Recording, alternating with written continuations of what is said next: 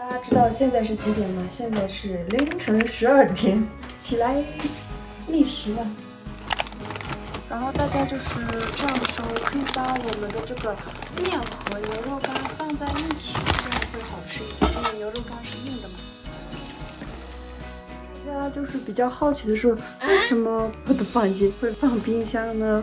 主要就是我想放在这里，然后再加上很多零食我都会放在这里。我的床不就在这里吗？方便吃东西。哇哦，可以的，看着放面像啊。然后我也开始吃了。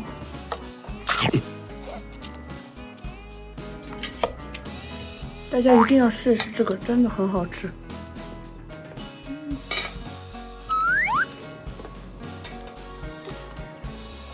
还是我力气大。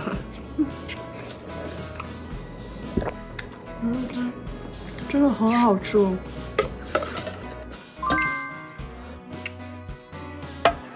刚刚吃的时候没吃够，然后姐姐让我再去煮一包，让我一个人去。我们就开始行动吧。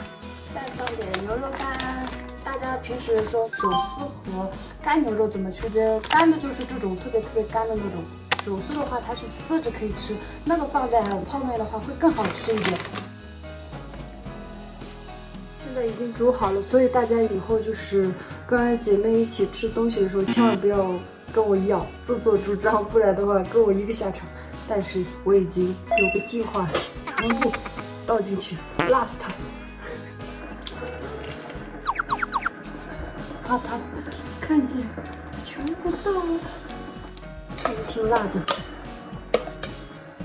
煮好了，辣椒没放多少，放了一点点。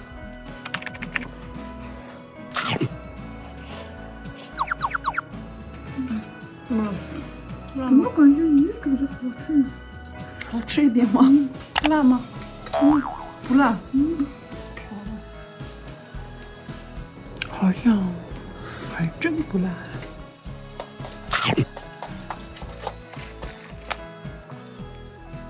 我现在辣，收回刚刚那句话。感觉明天要水肿了。水肿倒算了，从现在开始你可能要跑洗手间5、6次了。他每次吃一点火锅啊，或者什么辣一点，要跑洗手间好几趟。我不要面子了吗？这有啥？大家都这样。他刚刚说辣死了，我不吃了。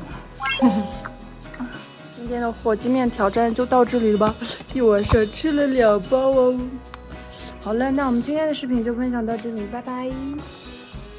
喜欢看我视频的朋友们，可以点击下方订阅小铃铛，持续关注，还有 ins 和 Facebook 也不要忘记关注哦。谢谢大家。